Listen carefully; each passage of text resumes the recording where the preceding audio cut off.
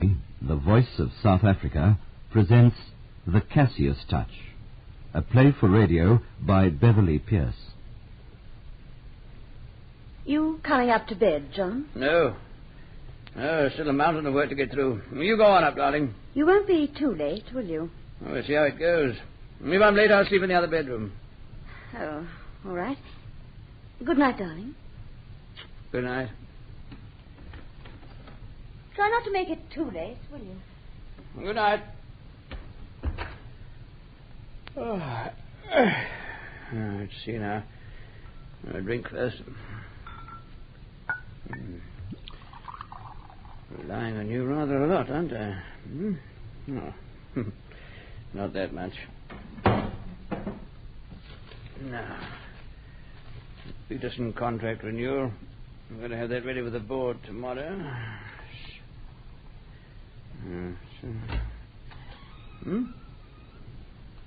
Blasted door. Let's get that cat seen to.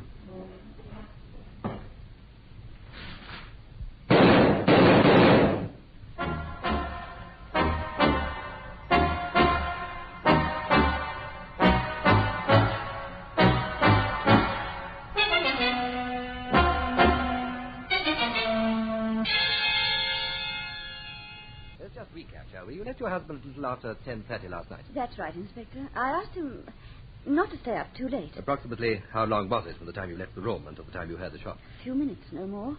I went straight up to my bedroom. I was in the bathroom when I heard them. You saw nobody about the house? No. No, the servants had gone to bed earlier in the evening. The only person up at the time was Mr. Richards, my husband's secretary. How did you know he was up? He was in the office. It's on the same floor as the bedrooms. I heard the duplicating machine when I went upstairs. How long had you been married to Mr. Cassius? 4 years. You were his second wife? Yes. The girl last night, Jocelyn Wiley. What could you tell me about her? Nothing very much at all. It was the first time I'd met her. David, that's John's son, well, he was obviously very taken with her. So much so that he wanted to bring her out here to meet me. Well, I think that's about all from you for the moment, Mrs. Cassius. I wonder if you'd ask Mr. Richards to come in. Oh, yes, certainly, Inspector.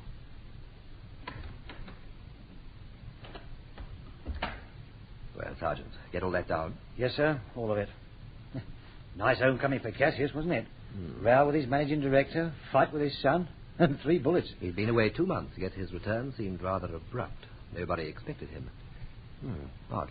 He seems to have been rather odd all round, sir. What was your opinion of Mrs. Cassius? Younger than I'd have expected. Well, mind you, she was his second wife.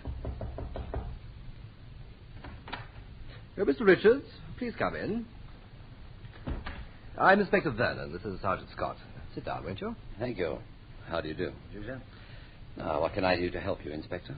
Well, let's find out, shall we? Where were you when Mr. Cassius was shot? Upstairs in the office. Mr. Cassius had given me some contracts to duplicate, and I was... Just sign it as witness, will you, Richards? Good. That does it. Now, take them upstairs and have them run off, will you? Certainly, sir. How many copies? I don't know. 6, isn't it? You're the secretary, not me. I'm sorry, sir. Well, get a move on. I'd like to have them before tomorrow morning, if it's all the same to you. I was doing just that, Inspector. I see. The machine you use, is it an automatic model? Oh, yes, fully automatic. I mean, would it be capable of running on its own without anyone to watch over it? Well, yes, I suppose so. I've never really thought of it. Do you know if Mr. Cassius kept a gun? Yes, indeed he did. A Corsair 38, American Police Special. American Police Special. That's an unusual weapon for a private individual, surely. I believe he acquired it whilst in America. Where did he keep it? In that desk, Inspector. Here, I have the keys. That's odd. It's not locked. And the gun. It isn't here, Inspector. Might it be anywhere else in the house? Possibly, but I couldn't suggest where. Where did you last see it? Prior to our leaving for America on his last trip. Mr. Cassius was cleaning it himself. Was it always kept there? To the best of my knowledge, yes. Did anyone in particular have a personal grudge against him to the extent of wanting him killed? There were men whom he ruined financially. I should imagine any one of them would not have been unhappy to see him dead. Do you think you could supply us with the names of such men? I believe so, yes. Fine. Please do that, Mr. Richards, as soon as you can. Well, that's all for now, I think. Would you ask Mr. Cassius to come in for a moment? Yes, of course. If there's anything I can do, Inspector, please don't hesitate. I won't, Mr. Richards. I certainly won't. Good day.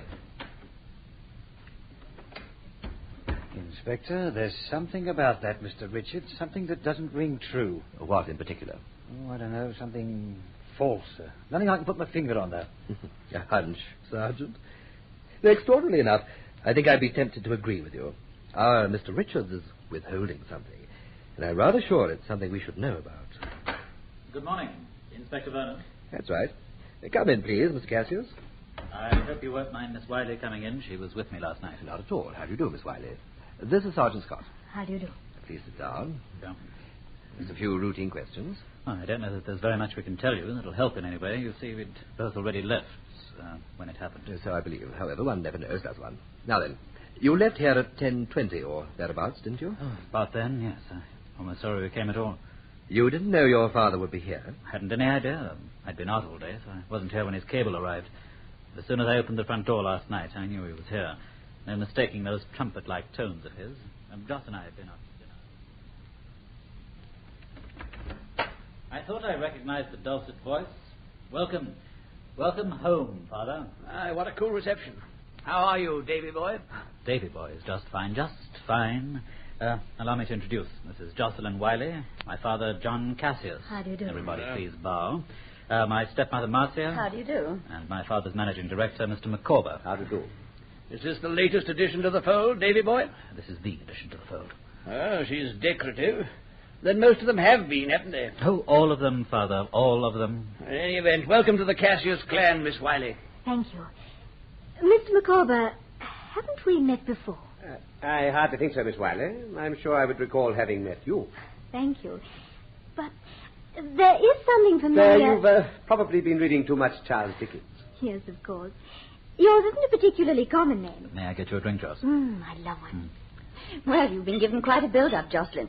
You don't mind my calling you that, do you? Oh, please do. What kind of a build-up? Well, David has been drooling at the gills for days about you. You've made quite an impression. And you, dear Marcia, have quite an imagination. Drooling at the gills is so descriptive. Rather like a fish that swallowed too much cod liver oil. Anyway, Joss, one soothing medicinal beverage. Thank you. Cheers. Cheers. Well, now, Father, what brings you home so suddenly? It must be something terribly important. Now, Davy boy. What is it, 2 months? 3? Gently, boys. Let's all have a lovely evening. You've heard of my father, haven't you, Joss? The legendary magnate, the genius of the stock market, the carver of empires. Oh, yes. I've heard of him. As a matter of fact, Mr. Cassius, my father's about to give you some competition. Your father? What kind of competition? Home appliances. We've just entered the market. Wiley? Of course. Carson and Wiley. What's so amusing, Father? Let's all laugh. Oh, nothing, Davy boy. Just something to do with the business. Well, if it's to do with business, why shouldn't I know about it? You? About business? Oh, Davy boy, you stick to your cars and your debs and your nightclubs. I'll take care of the business. Such touching faith, such confidence. I hope I won't let you down, Father, with my, what was it? Oh, yes, my cars and my debs and my nightclubs. And I've no worries on that score.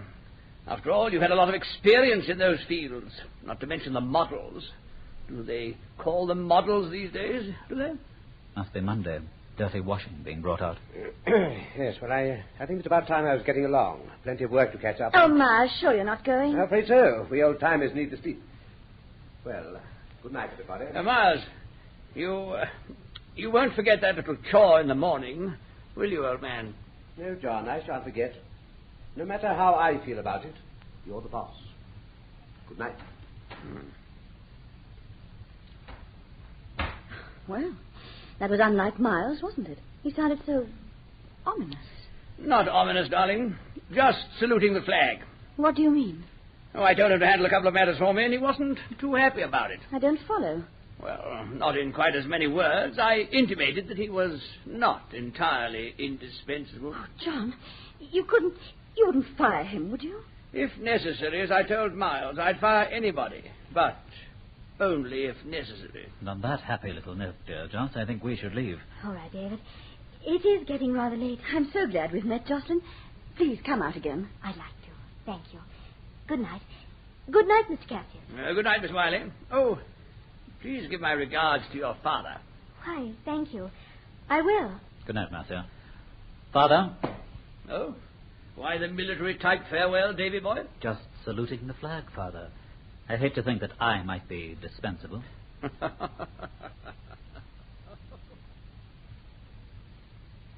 see. So when you left, your father and stepmother were alone. That's right, yes. And you then took Miss Wiley home. Yes, she lives in the city. You went straight home, no stopping off anywhere? No, nothing like that. Well, not quite, David. We stopped outside, remember, when you came back? You came back here, Miss Castle? Well, no, not really. I was going to, but I didn't actually get here. Well, perhaps you could explain that a little more clearly. Well, you see, I was coming back to collect some liquor. I thought I thought Joss might like a nightcap and something like that when I took her home. But you say you didn't come back. What made you change your mind? Well, I remembered that I had some in the car, that's all. I just started on the drive, but I didn't come right back to the house. Tell me, how long did it take you from the time you left the car to the time you returned to Miss Wiley? I don't know, a couple of minutes perhaps, 5 at the most. Why? Well, because it was no more than 10 minutes after you left that your father was shot. You think I killed him? Oh, I didn't say that, but you may have noticed someone in the grounds. Well, I didn't. Why should anyone be on the grounds? The gun was fired from beside those curtains. The killer would have had to be standing outside to shoot from there. How do you know the shot was fired from there? Powder burns on the curtains. Oh, it's a pity I didn't see anyone there. Yes, it is rather. Well, however, it can't be helped. Miss Wiley, how well did Mr. Cassius know your father? Well, that's the strange part.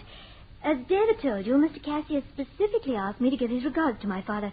But when I did so today, Daddy was most surprised. He said they never met before. How odd. I wonder why he should have done that. I told you, Inspector, my father had a peculiar sense of humor, if you'll pardon the phrase. Yes. How long have you two known one another? Just over 3 weeks. We've only been out a few times. And Cassius was away for the past 2 months. It's all very puzzling. He couldn't have known even that you two were seeing one another.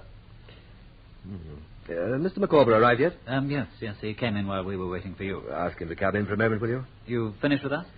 For the present, yes. Oh, Mr. Cassius, don't leave the house just yet, will you? There may be more questions later. Of course, Inspector.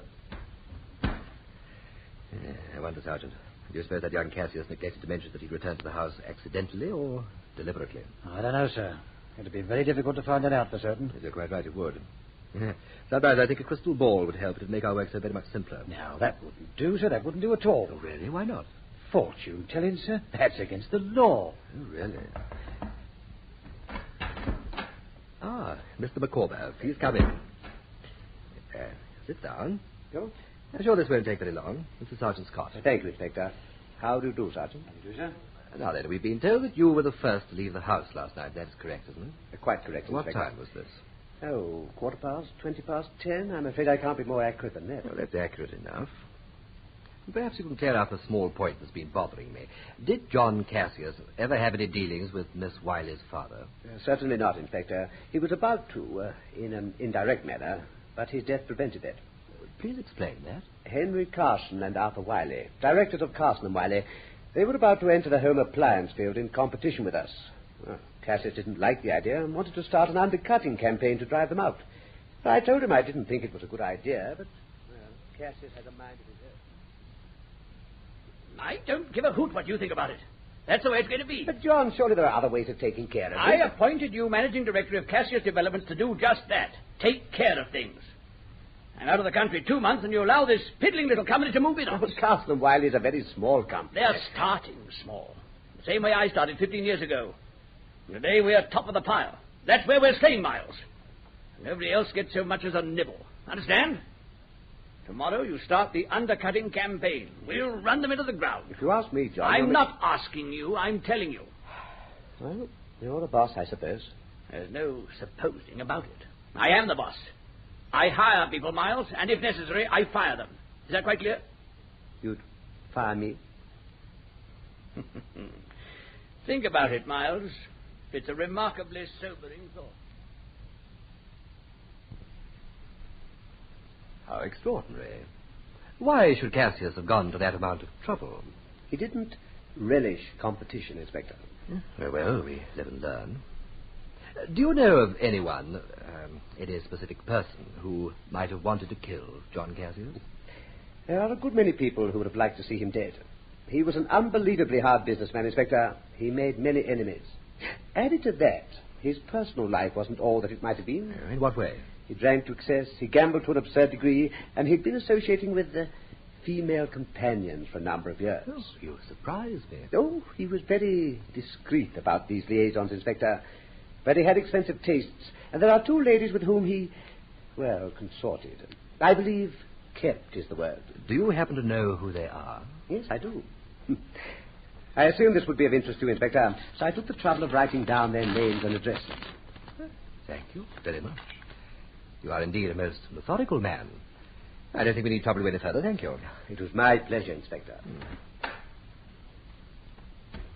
Inspector, I do not like that man. I know exactly what you mean, Sergeant. Yeah. I think our Mr. McCorber can stand a little investigating of his own. It'll be my pleasure, sir. Yes, we certainly shall look into that side of things, yes. John Cassius doesn't seem to have been winning any popularity contest, does he now? That's a nice piece of understatement. It's just as well that we don't allow ourselves any preconceived ideas about anyone, isn't it? In what way, sir? Well, I would have had a totally erroneous picture of Cassius, for example. Newspaper reports, gifts to charity and whatnot. And yet none of these people was particularly enamored of the man. The Cassius touch. Rather like Midas. Everything he touched turned to gold, all right. But none of it seems to have given him much pleasure. Oh, Inspector, it seems that you've talked to everyone. I wonder whether you and Sergeant Scott would like some tea. Yes, thank you, Mrs. Cassius. That'd be very nice. I'll have it served in here, then. Excuse me. Oh, Mark. Oh, you startled me. Sorry, darling. Not intentional. Inspector, of course, you've not met. This is my brother, Mark Reynolds, Inspector Vernon. How do you do, Mr. Reynolds? Have you just arrived? Arrived? From where? I'm sure I've no idea. But I'd have thought with those sunglasses... You don't live here, do you? You sound surprised. Yes, I do. Oh, Mrs. Cassius, this is most irregular. You might at least have mentioned your brother. Mr. Reynolds, were you in the house last night? Yes, of course I was. Why, Inspector? Why? You are aware, are you not, that a murder was committed here last night? Dear John, yes. Oh, but surely, Inspector, you don't suspect me. Mr. Reynolds, I am a remarkably suspicious person. I suspect everyone. Well, I'm sorry to disappoint you, but I'm afraid you'll have to remove me from your list. Indeed, and might I ask why? Because, my dear Inspector, for the last 5 years, I've been quite blind.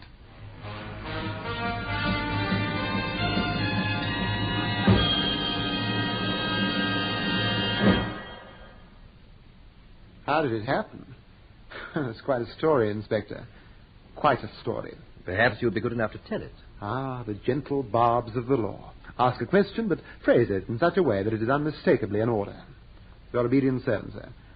Point is, where does one start? Well, you've been blind 5 years. Try starting 5 years ago. How very practical. Well, up to that time, I was one of the many minions of John Cassius. I was a pilot. His personal pilot, to give my title its full prestige. For how long? 3 or 4 years. From the time John bought his first plane. Used it for hopping about the country and over to the continent. Good corporate image, you know. This was before Cassius and your sister were married. Oh, yes. Yes, but that comes into the story, too. You'll just have to bear with me, I'm afraid. I'm sorry, go on. Well, we got on fairly well together. I suppose you have to trust somebody when you put your life in his hands. Anyway, that's not terribly important. We were on our way back from Paris after a couple of days over there on business. Nothing eventful. We'd done the same sort of thing dozens of times before. But this time there was one minor snag. The weather closed in on us. I told Cassius that it'd be rather dicey to try to land.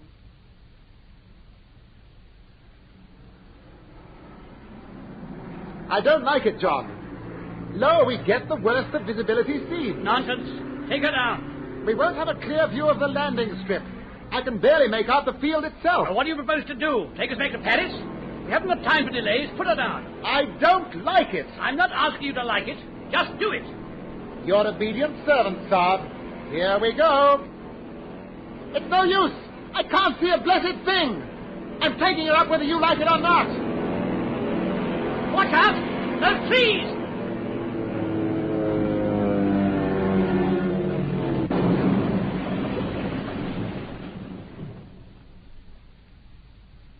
We darn nearly made it, too. But as they say in the classics, a miss is as good as a crack-up. The damage serious? Well, it depends on where you're sitting. The kite was a write-off, and yours truly was in a similar kind of state. Both legs and arms, several ribs, and sundry odd bones. And my optic nerve, just for good measure. Ergo, one rather blind, rather useless ex-pilot. And Cassius? The gods look after their own, Inspector. He twisted a leg. Small consolation to remain twisted, rather like the rest of him. I see. But you came out of it all right? Oh, yes, indeed. Only the best for me. And all at the expense of the man. Or rather, Cassius Developments. I'm sure it must all have been deductible. Private ward and a private hospital, and the constant and costly ministrations of the Physician Royal to the Cassius brood. The Physician Royal? Oh, yes. Sir Martin Harcourt himself. And where does Mrs. Cassius come in? Right now, via the hospital door. That's where they met, in my ward. Probably the first time in history that the part of Cupid has been played by a blind man, but mark you, it was none the less effective. So it appears. For a blind man, your aim was surprisingly accurate.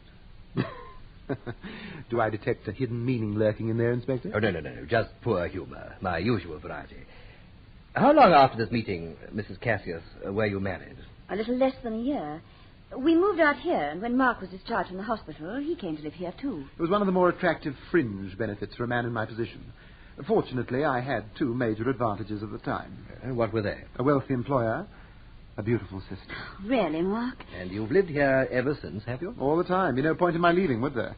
I know the place backwards by now. Don't even need a stick to get me around anymore.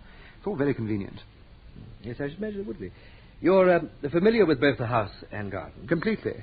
I could even tell you what flowers are planted where, how many inches it is from the driveway to the swimming pool. Anywhere else, for that matter. Regular one-man guided tour. Oh, well, that is interesting.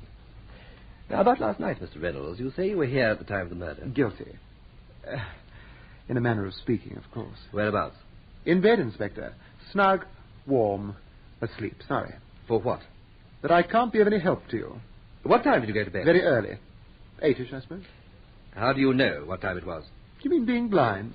My dear chap, I listen to clocks. They have a convenient habit of striking on the hour every hour. Yes, so they have. One tends to forget these things when one isn't dependent on them. Did you hear the shot? Afraid not. I sleep very heavily. And it's plural, by the way, shots, not shot. Oh, so there were, yes. You'd have heard all about it this morning, wouldn't you? The entire grisly story, in detail, over breakfast. Well, I think that's all I need from you for the moment. Thank you for your help. My help? Yes. You're more than welcome, I'm sure.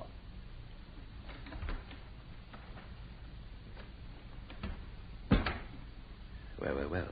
You might say that that lot is quite a kettle of fish, Sergeant. And do any of them smell a bit peculiar to you, sir? Hard to say. But I do find myself with nostrils a quiver. That's the pity about people like Cassius. They know too many people. Leaves the field of suspects wide open. Now, who have we got on our books right now? Well, sir, almost any of the people who were here last night. Then we've got the business enemies that both Richards and Micawber talked about. That should be an interesting little list. Yes, Mr. Micawber's little note. Let us not forget those two indolent ladies of pleasure, shall we? Ladies of leisure, sir. Yes, Sergeant. You'd like me to handle that side of things for you, sir? We'll both talk to them, I think. Very good, sir. Hello? No, it's Sergeant Scott speaking. Yes, he's here. Just a minute. It's for you, sir. Yeah, thank you. Hello, Inspector Vernon here. Who? Oh, yes. You have anything interesting? Well, perhaps you read it to me. Mm-hmm. Yes. Yes, I see. You're sure about it? Good. Thank you very much. No, just leave it on my desk, will you? Thank you. Goodbye. Something worthwhile, sir? Oh, yes. That was the police laboratory. The pathology report came in. Death was caused by one of 3 bullets, any one of which could have been fatal. Bullets fired from a Corsair .38, an American police special. Well, that does help, doesn't it, sir? It does. I don't think we need concern ourselves with business enemies, Sergeant, or these, extracurricular affairs. No. Our murderer is someone we've already talked to. Someone who is in this house right now.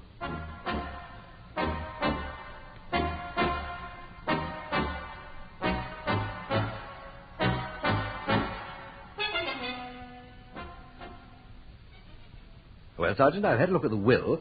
It helps us in that it supplies motives, all right, but at the same time it complicates matters. Too many motives, perhaps. And who gets what, sir? Mrs. Cassius and young David get most of it. The bulk of the estate is divided between them. Micawber comes into a large slice of the business itself, quite a hefty slice, I might add. The secretary, Richards, gets a nice fat £10,000 tax-free, and Mark Reynolds is taken care of for life. Reynolds? In what way, sir? £5,000 tax-free per annum for the duration of his natural life, unquote. Gee, like you said, sir, that certainly does provide all of them with motives. Yes, indeed it does. Too many suspects, too few clues. Let's take a look at them, shall we? Shall I take some notes, sir? No. More or less just thinking out loud. Ah. Now, in the first place, Cassius was alone when he was shot. No witnesses. Therefore, every one of our suspects could have had an opportunity. Secondly, motive. They all stood to gain. Including Miss Wiley, sir? Yes, but we'll come to her in a moment. Number one, Marcia Cassius. Motive? Yes. Opportunity? Yes. She could have been telling the truth up to the point of saying goodnight to her husband. Then, instead of leaving, she could quite simply have walked to the window, shot him, and walked right out again. She'd have run the risk of bumping into someone on the way back to her bedroom. Not if she went into the garden and returned through one of the side doors. Ah, yes. 2, David Cassius. He inherits handsomely. He could have shot his father at the time he says he was coming back to the house to collect liquor which he didn't really need and which he didn't get. It would have been cutting it rather fine, sir. Yes, it doesn't take much time to pull a trigger 3 times. And by the way, those 4 or 5 minutes would have given Miss Wiley the opportunity as well. What about her motive, sir? Nothing very definite. Still, if she had learnt about Cassius's little plan against her father, well, let's not stare at that for a motive. People have killed for far less. How right you are, sir. 4, Miles Micawber. He inherits too. And he was also the first to leave the house. Possibly intentionally. He could have left, parked his car somewhere nearby, and come back. It wouldn't have been very difficult. That leaves us Paul Richards and Mark Reynolds. Yes, it does. Richards. 10,000's a nice fat motive for a man in his position. He was supposed to have been in his office, but that duplicating machine could have been working automatically. That would have allowed him to slip out, come round to the window, shoot Cassius, and return to the office in the same way. Very neat. Yes, that duplicating machine isn't really much in the way of an alibi. Now, sir, what about Reynolds? You're not seriously considering him, are you? You mean because he's blind? Oh, yes, sir. Sergeant, tell me something. According to the pathology report, any one of those 3 bullets would have been fatal. Why 3 shots? Well, to make sure, I suppose, sir. Yes, exactly. To make sure.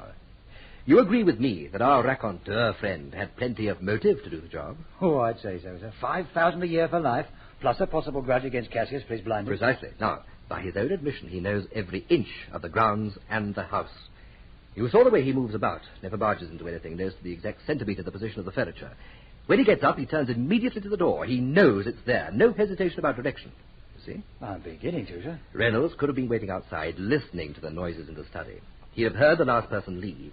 He'd have heard Cassius sit down at his desk, heard the papers rustling. All he'd have to do is point a gun at where a man would be sitting and fire. Not once, but 3 times, to make sure of hitting him. Yeah. Hello, Inspector Barron here. Oh, why, hello, Miss Wiley. What can I do for you? Well, why? Yeah, but can't you give me any indication? I see. Oh, very well, Miss Wiley, if you think it's that important. Yes. Would half an hour suit you? Oh, fine. I'll see you down there, then. How very odd. Jocelyn Wiley, sir? Yeah. Sounded serious.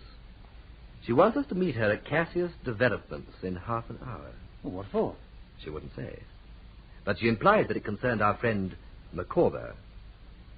Come along, Sergeant. This might prove rather interesting.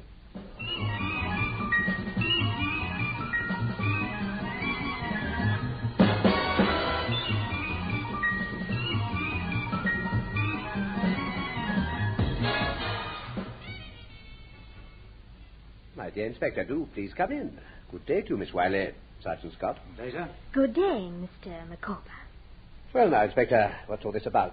You were rather mysterious on the telephone.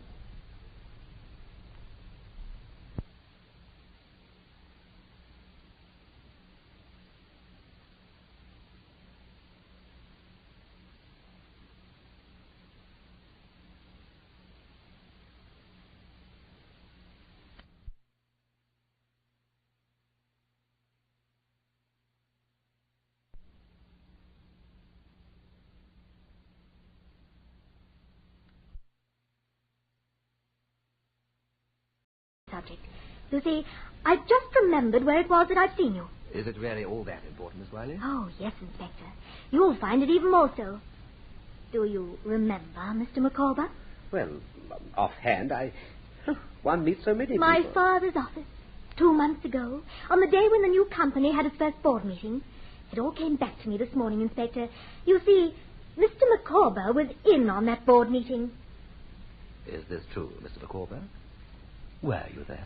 Well, Yes, it is true. I was there. As a member of the board of an opposing company? Yes, that is correct. And this fact has naturally never been made public? Naturally not. But I had faith in the company. When they offered me a directorship, I took it. And when Cassius returned, he told you that he was going to ruin that company. Yes. And very conveniently that night, he was killed. I don't care for your insinuations, Inspector. I hardly think that the fact that I happen to be on the board of a rival company is all that important. All that important? Well, Mr. Micawber, it happens to be sufficiently important to place you as a leading suspect for the murder of John Cassius.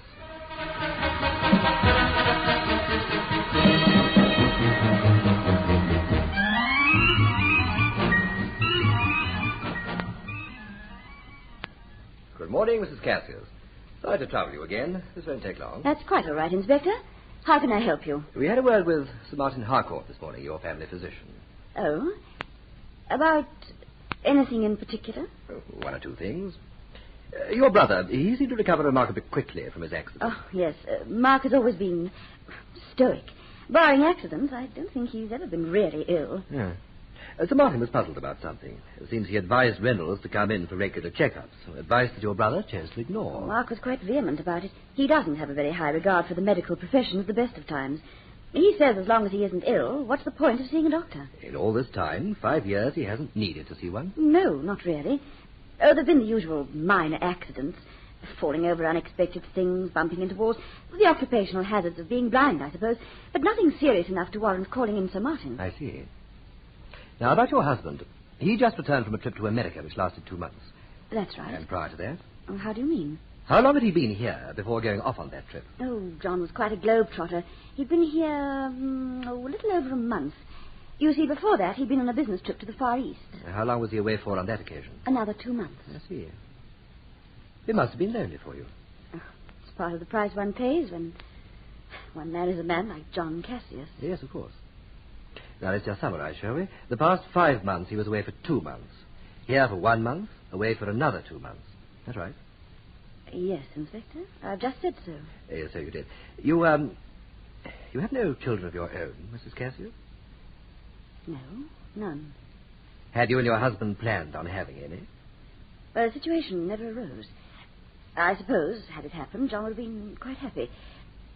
Is all this necessary, Inspector? Yes, Mrs. Cassius, it is. Very necessary.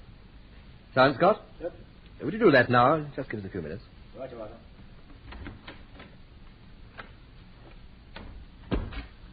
Now, Mrs. Cassius, suppose we be as honest with each other as we can. It will save us a lot of time and probably some embarrassment. What is it you want to know, Inspector? I see. The hard way, then. Dr. Arthur Fenning.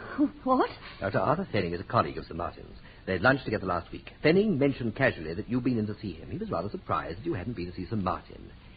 Well, Mrs. Cassius?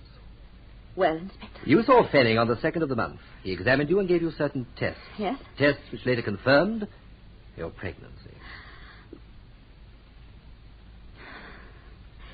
You're very thorough, Inspector. What of it? On the 2nd of last month, you were 3 months pregnant. You know all the answers, Inspector. Why bother with the questions? The father of that child was not your husband. Really? Mrs. Cassius. Look, at the time of your conception, your husband was on a business trip to the Far East. Very well, Inspector. I am pregnant. And the father of my child is not my husband. Is there anything else you'd like to drag out? I am trying to get at the truth. For heaven's sake, don't you realize the position in which this puts you? What position? Sir Martin had no inkling that John Cassius was not the father. He naturally would have mentioned the subject when next he saw him. But that opportunity never arose.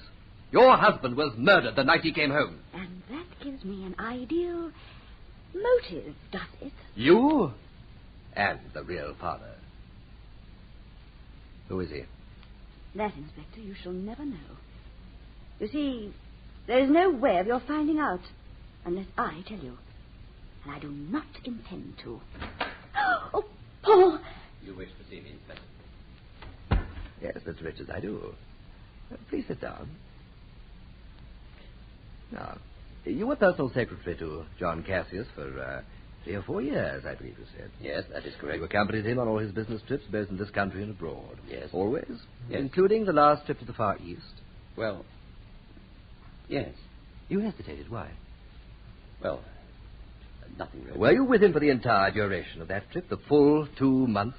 Well, no. You see, during that time, there were 2 emergency meetings here. Mr. Cassius couldn't attend them himself, so he sent me as his representative. Inspector, really, Mrs. Cassius, will you please not interrupt? Now, look here. How long did you come back for? Approximately a week, but I Did that week cover the end of 1 month and the beginning of the next? Yes, I think so. Let me see. Yes, it was from the 27th to the 4th. Yes. Yes, of course. It would have included the 2nd of the month. Aren't you rather jumping to conclusions? I don't think so. Proof, Inspector. You have no Mrs. proof. Cassius, Mr. Richards, were you and Mrs. Cassius lovers? What? How dare you? Were you the father of her child? Her child? Her child? He didn't know. He didn't know. Easy now, my darling, easy. Believe me, please, I'm deeply sorry that it has come out like this. How did you know? How did you know? Oh, it was no great detective work on my part. Of the less savory aspects of an investigation, the anonymous note. Did you know that Marcia Cassius and Paul Richards were lovers? That's all. It's typed, and of course there's no signature. Naturally, no fingerprints either. Here. It's typeface. I'm almost sure.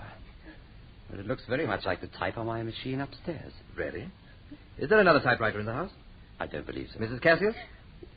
No, there's only the one. Perhaps you'll be good enough to check that for me, Mr. Richards. If you would merely type out this sentence several times. We'll have an expert examine the specimens later, but I should rather imagine they will be from the same machine. Marcia, will you be all right? Yes, Paul, I'll be all right. Come back down again when you've done with that, will you? Yes, Inspector. I'll be right back. Are you feeling better, Mrs. Cassius? Yes, remarkably so. Congratulations, Inspector. Oh, please, try not to feel like that, Mrs. Cassius. I assure you I regretted that scene as much as you do. What a sick, sordid way for our love to be dragged out. Look, I'm in no position to, set in any kind of judgment on you, or indeed even to make comment. Whatever that is between you is your own business, but I'm afraid that it is now part of the investigation. I sincerely hope, for the sake of you both, that it means no more than that. Oh, so gallant, Inspector. So very, very gallant. You know as well as I do what will happen when this gets out. It will no longer be a love, something very, very beautiful. Oh, no, just dirty. It need not be like that at all. What do you mean? Well, strange as it may seem, although one is a policeman, one is still a human being. I shall naturally have to include this knowledge as part of my investigation, but if it turns out that it has no bearing on the murder of your husband, I give you my assurance that no one outside the 4 of us will ever know a thing about it. You do that? You'd keep it to yourself? Mrs. Cassius, is there any reason why? Paul! Paul!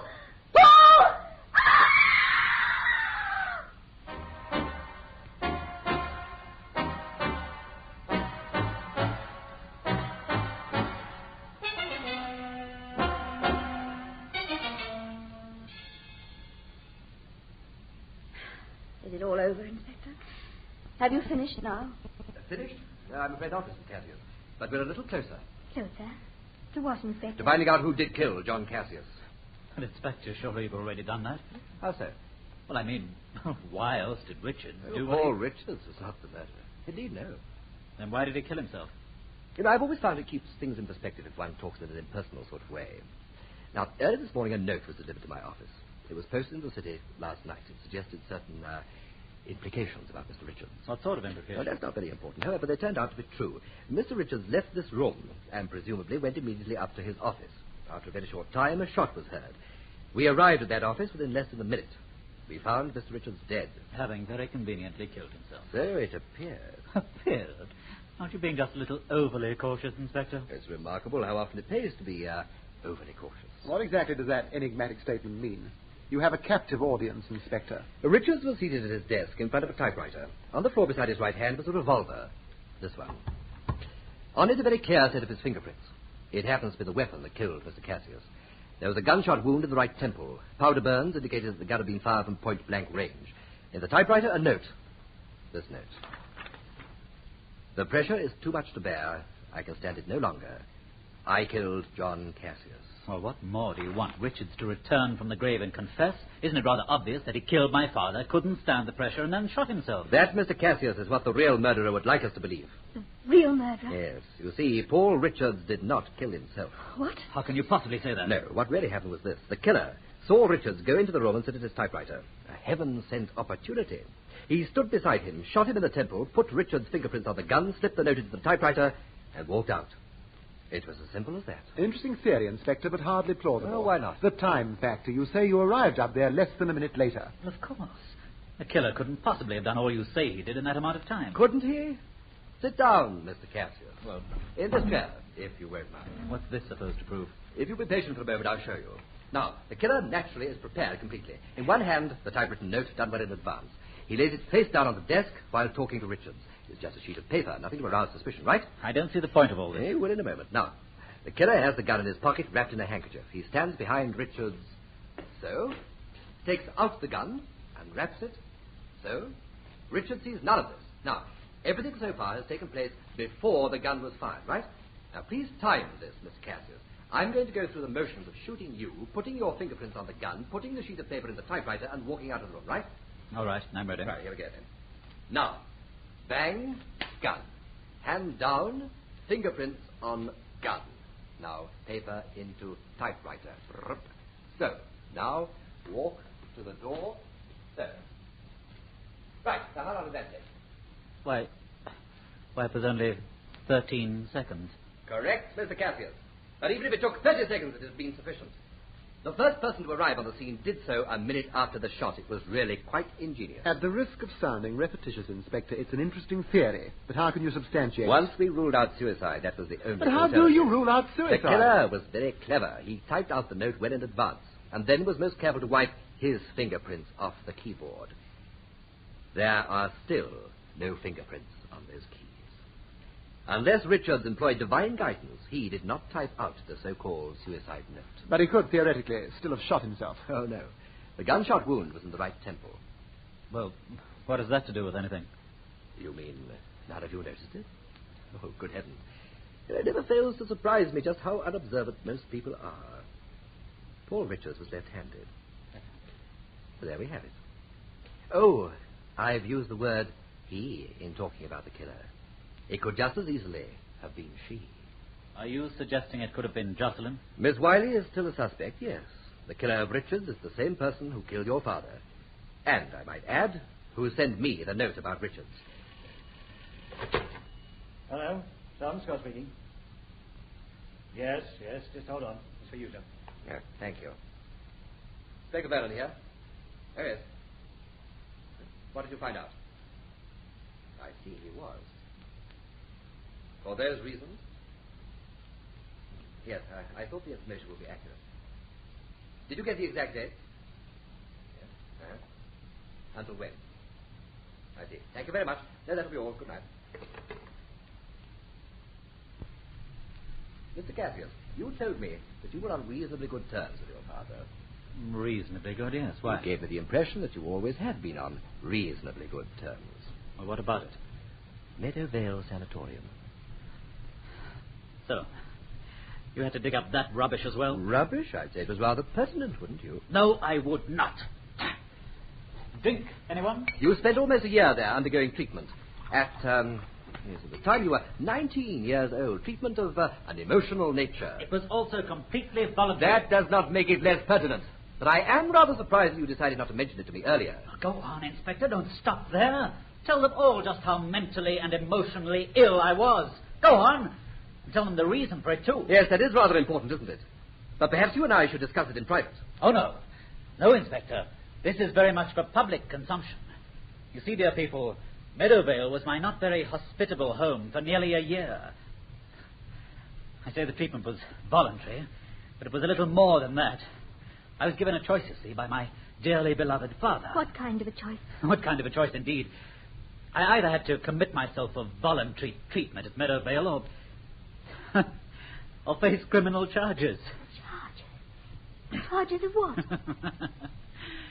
Of trying to kill my father. That really is priceless. I think it calls for a drink. Now, who put that blasted chair there? Sorry, Reynolds. My fault. I moved it when I was illustrating my point about the suicide. Of course, you weren't to know. No, Inspector, I suppose nobody is perfect. Well, we are a charming bunch, aren't we? Cheers. Oh, forgive me, Inspector. I should have offered you a drink. Or don't you on duty? I won't, thank you, Mr. Reynolds.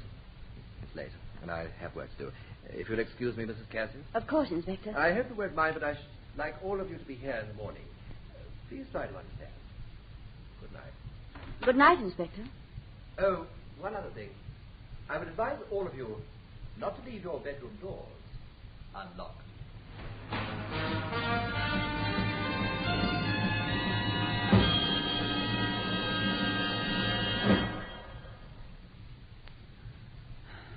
You want to tell me the rest of it? Oh, there isn't a lot more. My father became more and more impossible. It was the same story, repeated day after day after day. But it got to a stage where, well, we were both looking forward to the times when he didn't come home. When it gets like that, it's about as bad as it can get.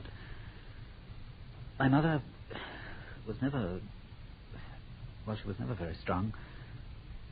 So what it was doing to her, eating it all the time, and all the time she was trying to cover it up, hide it.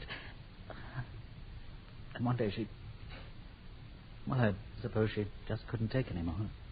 You know the feeling? I know it. There was this scene, big, violent, and, well, she broke, and I ran out of the room and upstairs to her bedroom, and,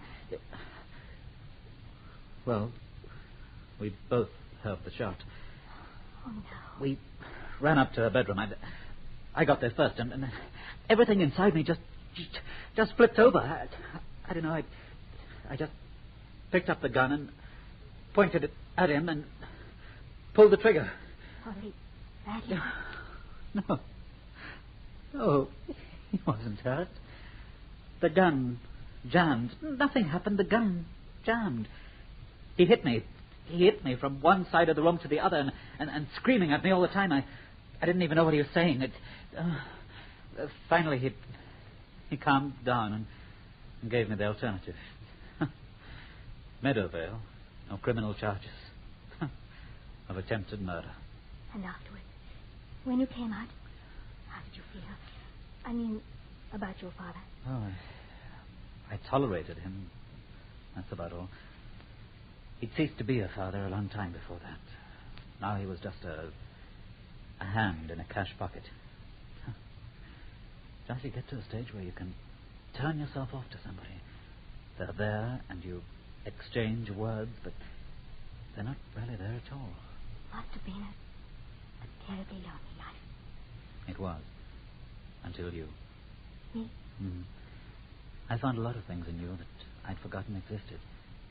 And they started bringing out things in me. I'd forgotten they existed too. Wonderful things. Oh, I'm glad. Very glad. Oh, hello, Mark. I'm sorry. Am I interrupting?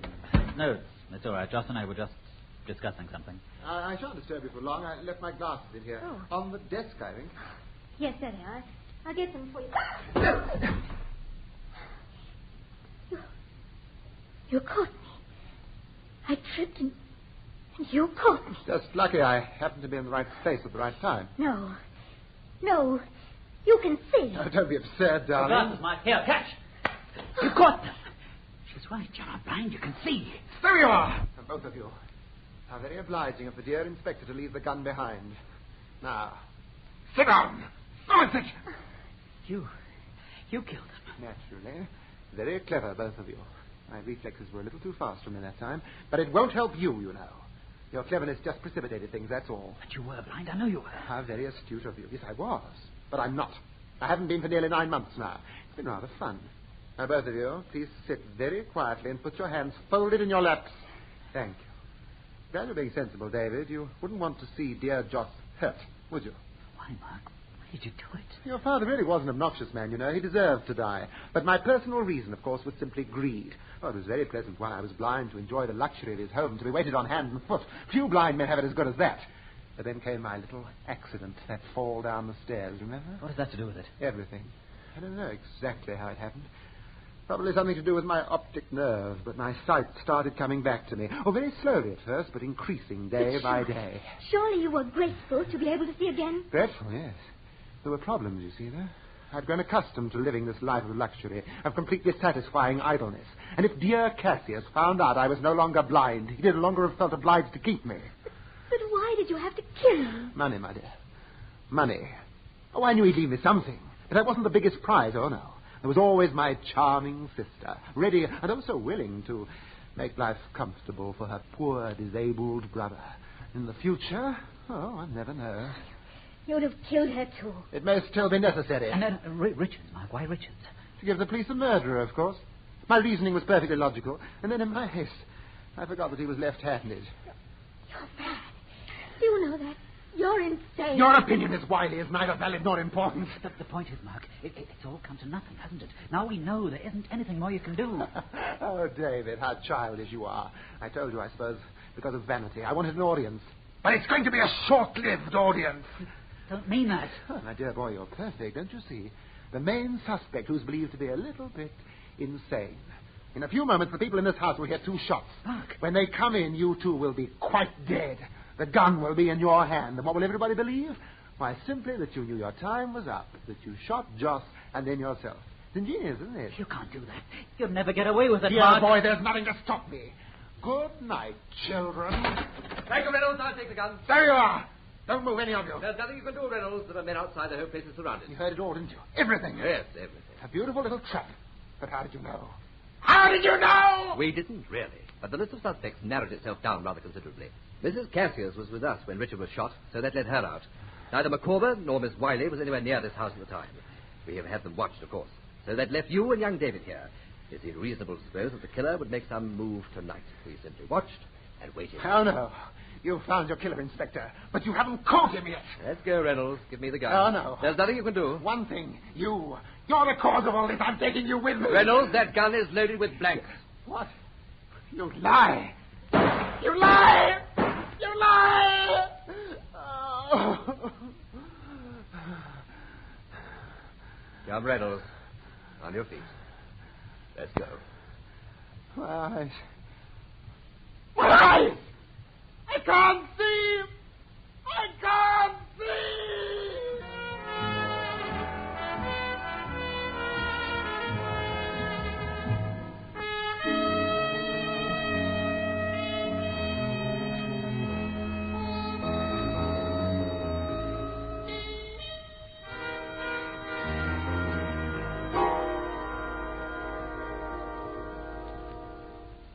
That was The Cassius Touch.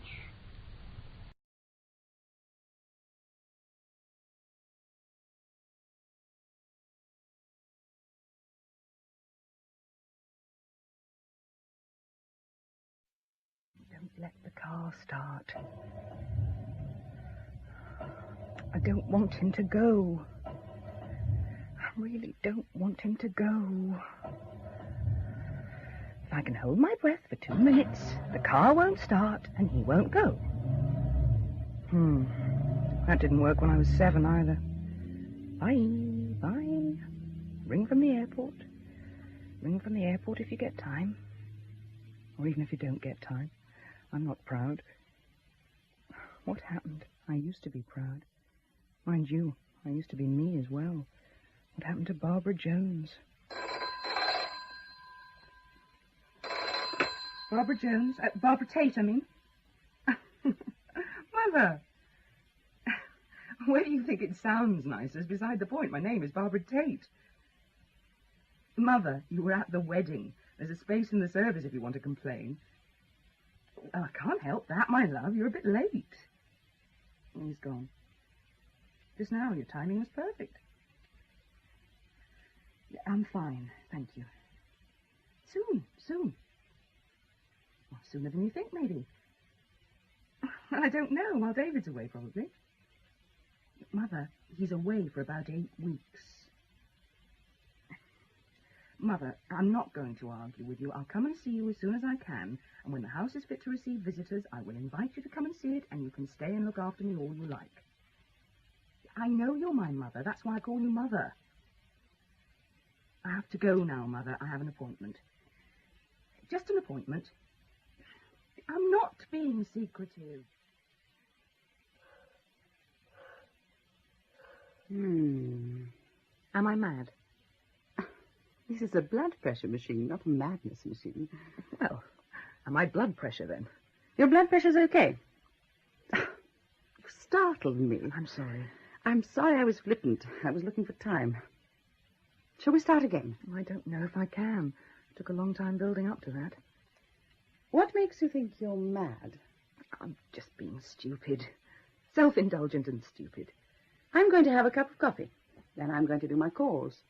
You want to have a cup of coffee and a chat? I'm worried about the baby. Why?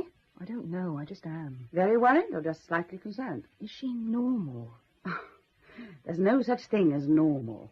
Each baby is itself.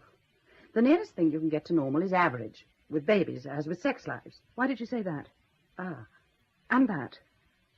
I haven't met Mr. Tate, have I? Why did you say that about sex lives, and why did you follow it up with that, There's no such thing as a normal sex life, and there's no such thing as a normal baby. But lots of people worry about achieving the norm in both instances. Oh. Oh, I seem to have picked a scab, don't I? What? Oh, you nearly jumped off the seat. More coffee. What? Oh, no. Yes, thank you, please. Thank you. So, why do you think you're mad? Do you know, all of a sudden, I don't. Good. I'm on my own too much. I complain because I can't be me, and then I complain because I'm on my own too much. I live in a bubble. There's only me and the baby, and the rest of the world is something else. We look in and they look out. Other way around, isn't it? What? If you live in a bubble, you look out. They look in. Oh, I suppose so. There's a barrier, anyway. Where is she now? Outside in the pram. Why did you wonder if she was normal? Oh, take no notice of me. I'm neurotic. Look, your notes haven't come from your previous doctor yet. Come and see me in a couple of days. What difference will they make? Difference? Oh, none at all, I should think. But it's always helpful to know what's been going on, another opinion. Oh. Is that all? Come and see me. Ring me in a couple of days. Okay. And I'll see the baby, too.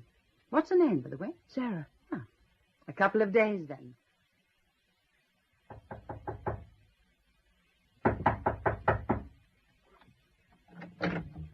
Yes? Good morning, Mrs. Tate. Yes? I'm Roy Brown. Jane Rayner asked me to pop in and see how you were settling in. Jane Rayner? I'm not sure I know. Doctor Jane Rayner.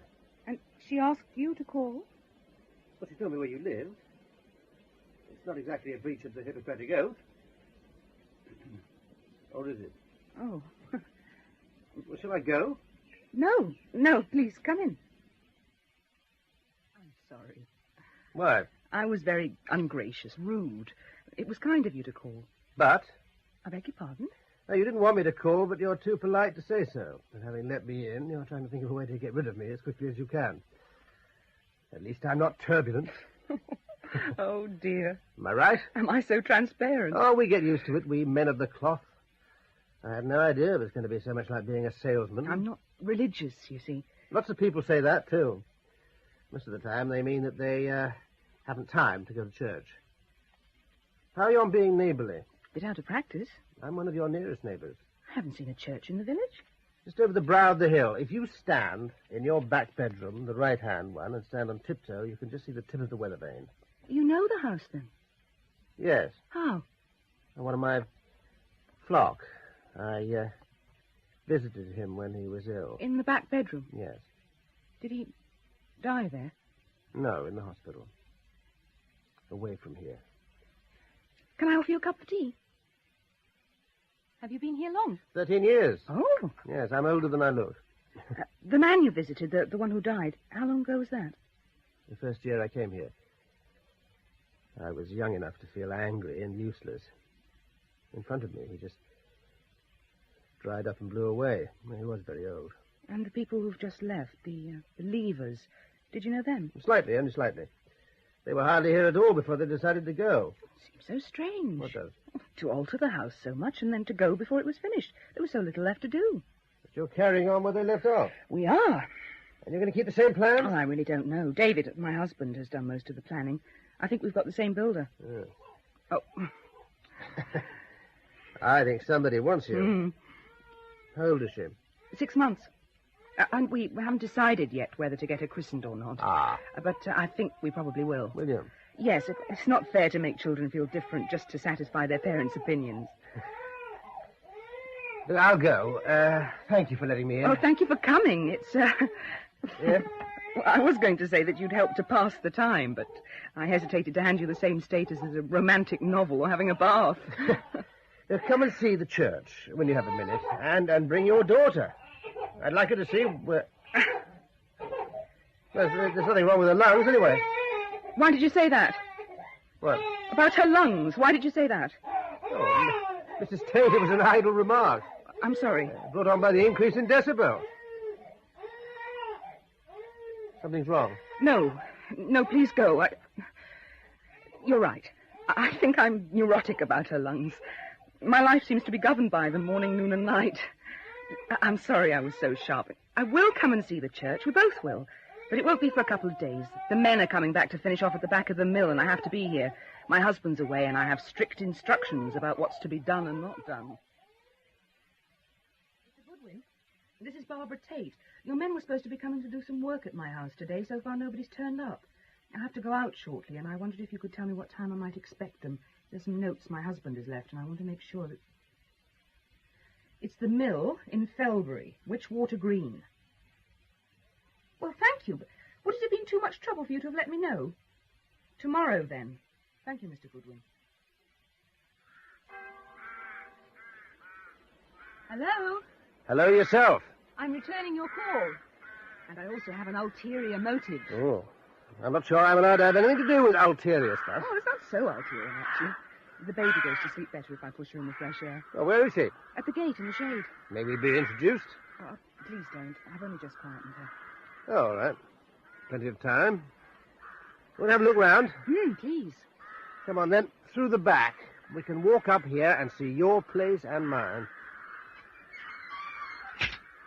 I suppose she'll be all right there. Rooks don't bite babies. Do they, are they, rooks? Yes, she will. No, they don't, and yes, they are. You're a very terse vicar. Oh, I reserve my frivolities for Sundays, but they aren't going to bother anyone. I like you. Good. Oh, God, I'm sorry. Oh. When I was a trainee vicar, there was a faintly scurrilous joke we used to lighten our evenings with that involved a very similar predicament to the one you find yourself in now. Aren't you going to tell me? Trade only, I'm afraid. But don't worry about it. God won't.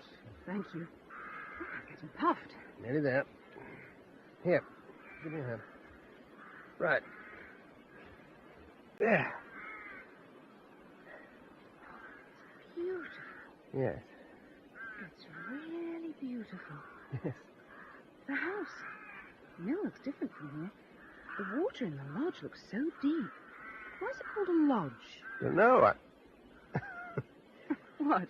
Well, when I was a boy, we lived for a while in a little town in the north. And there was a wine lodge, and we used to hang about outside for hours trying to peep in through the doors as they opened. We had this idea that all the people sat around a huge lake of wine, dipping their glasses in it from time to time as they grew thirsty. The people before you, the leavers, they were going to drain the lodge. Yes. So are we. The men should have come today. Is that a thinking or are you waiting for some encouragement? I don't know what to call you. My name's Roy. It may take me a little time to work up to it. I shall probably call you Hum at first. Can I see inside the church?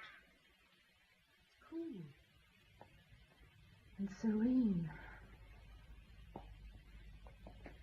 So quiet, peaceful. Well, I'm not sure I approve of that. You should be here on a Sunday afternoon when all things bright and beautiful are clanging off the rafters. Green angels?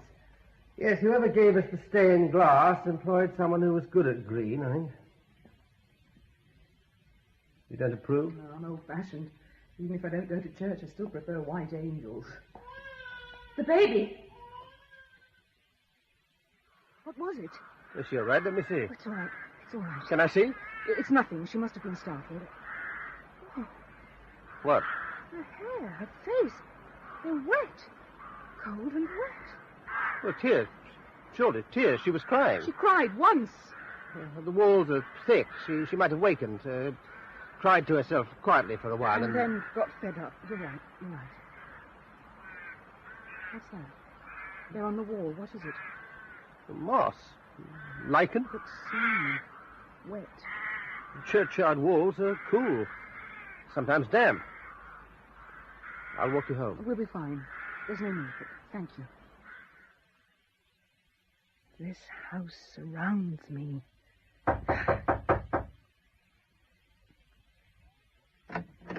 Yes? Mrs. Tate? Yes? Johnny Gold. Come to fix the final pieces. Beg your pardon? Contractor's man. Mr. Goodwin sent me down. Said you was on the phone. Stuff hadn't been fixed. Oh. Pumping and that. Oh, but what about the men who were working here, the two men from the village, Mr. Stone and Mr. Taylor? Are they not coming back? Well, it's different, isn't it? This is pumping. Me and Arthur, we're from down the road over Taxbury. We don't get bothered with no trouble about pumping. Not like villagers. I'm sorry. You must think I'm very stupid, but I don't understand. We've got a letter here from Mr. Goodwin. Says to show it to you. Start the pump, and that's all Sir Garnet. Right, there we are, look. That's it. Isn't it? Mrs. Tate. Witchwater Green.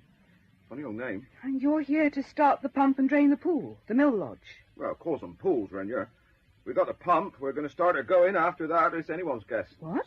All right, we go straight round, fix up and prime through the back. Yes, I suppose so, yes. And how are you today? Same as ever, I suppose. Plugging along, taking each day as it comes, one day at a time. That's what they say, isn't it? Only to alcoholics, as a rule. Shouldn't we be saying ouch now? No, not really.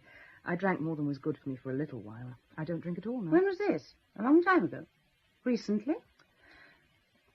Oh, I feel like a clumsy dentist again. Caught another nerve. Rowley, my son, is 13, nearly 14.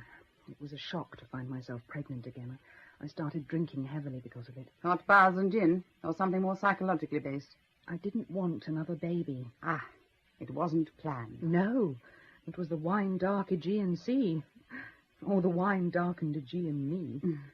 I bet if men had to have babies, they'd find something that was better than remembering pills or forgetting them. You forgot to take a pill. I have never forgotten a single thing in my entire life. Beside me, elephants are dilettantes and poseurs. Listen, I'm a highly trained, skilled, hard-working, dedicated solicitor with a very successful job. I had a son, and I loved it. Love him. But I was keen enough to send him to boarding school so I can go back to work. Do you think there's enough drink distilled that could make me forget anything that might stop me from being me? Do you? Would you forget? Would you? Oh, don't at me. I've had enough to last me forever. Mother, husband, neighbours, sister, all humming and umming and smiling. Dear Barbara. She got broody and wouldn't admit it. Never mind, dear. We all know how it feels. The maternal drive's too strong to stifle. Nobody blames you, dear. I didn't. Okay. So what's your answer? Hang on to enough of my personality for another 6 years and then start again. But it's not That's easy. not what I meant. Oh, that. I don't know. A duff pill or... Or what? Nothing. All right. So what can we do to carry you through these next 6 years? Always provided you stay here 6 years. Do you like the village? It's all right. It's a surprising place. It's not a surprising place. It's the least surprising place I've ever been in. It's absolutely and totally predictable. I'm surprised anyone ever comes to live here. You came, didn't you? I'm a local girl. Girl? Woman. I went and came back. What brought you here? Particularly to Witchwater Green. Yes. Where does the name come from? No idea. Someone thought it was pretty, I expect. Same as most house names. Why did you come? We were looking for somewhere handy for lots of places, and with David travelling such a lot, we had to be about 20 miles from the airport. That's it, really. So few houses fall empty. You were lucky to hear about this one. I suppose it comes under the heading of medical advice, really. My doctor heard about it and thought I would be better quiet. He views women as a vastly interesting set of orifices. The only one he doesn't care for is the mouth, and that he prefers shut. I was pleased to find you were a woman. I quite like it that way myself. Your doctor heard about it, the house? Well, someone wanted to sell quickly for some reason or other, and we were in the market with hot hands full of lovely money, having sold our own and been left with nowhere to live. Talking about your doctor... Yes? He sent me your notes. Oh. And now I know why you asked me if I thought you were mad. I had some very funny notions. Would you like to talk about them? No, not now. Well, if not now, then some other time, maybe. Maybe. Are we finished? time I'd like to have a better look at Sarah, isn't it? Yes. Why? A double as doctor and health clinic. We'll need to see how she's progressing, that's all. That's all. I don't see why. I'm sorry, but I just don't see why. Well, what we got to do first, we got to take the water out of this land here. There's no deep mystery, missus. Simple matter of doing things in order, nice and regular, that's all. But the important job is to drain the pool. You must see that. Been here some few years, by all accounts. Can't be no almighty hurry, I shouldn't think. Damn. The baby crying, missus. Look, why don't he go and tend to her and leave us... I'll do what I'm best at, and you do what you're best at. Is that it? It seems to make sense to me, missus. Oh, damn, double damn.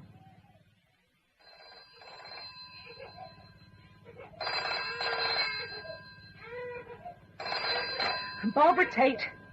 Because I can't remember the bloody number, that's why. Anyway, I'm a person, not a set of digits. Oh, David, I'm sorry. Where are you? At the airport?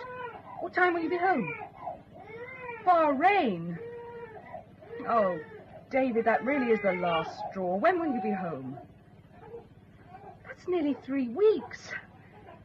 The damn baby's crying, and the workmen will not do what they're supposed to do, and this house weeps and creaks in the night, and I wish... Oh, I'm sorry. I know how you worry. No, I don't want you to talk to anyone. Just finish your business and come home as quickly as you can. Fine. Where are you staying? All right. I'll give you a buzz when it's all right. No, I will. It's important to me. Mrs. Tate? Oh. Mrs. Tate, are you home?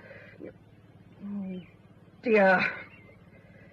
Come in, Reverend Roy, come in. From the look on your face, I'm stopping you swearing. Shall I take a turn around the garden, or better still, can I listen? Listen? Well, even second-hand hellfire and damnation's better than nothing. Or can I help? Well, I don't think prayers would be any more good than curses. What is it? The men have come to start the pumps to drain the big pool, and they're insisting that they can only drain this little puddle at the side. They have to do that before they can start on the big one. Why? And does it make a great difference? It makes a difference to me.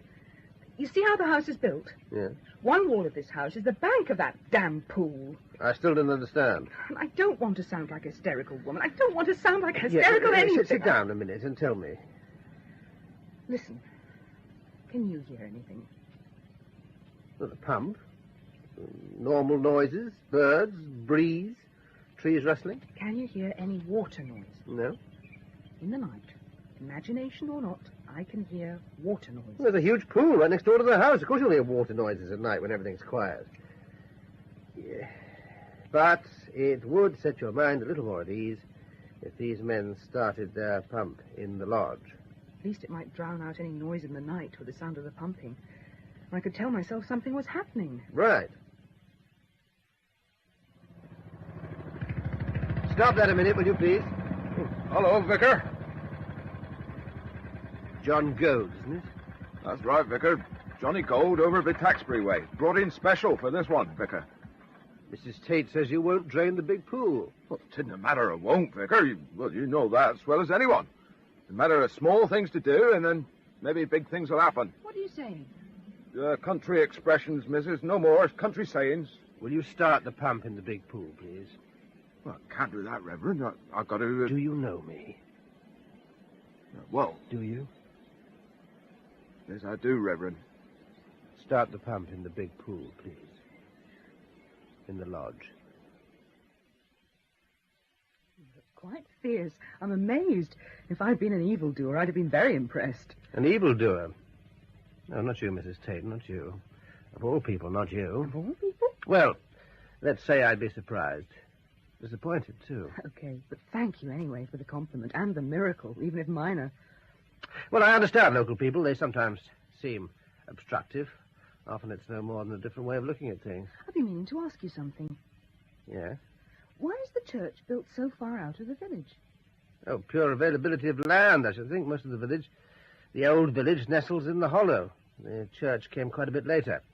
They put it in the only place that was left. When we first drove here, David and I, all the land around was so dry and parched, we were depressed. Yes.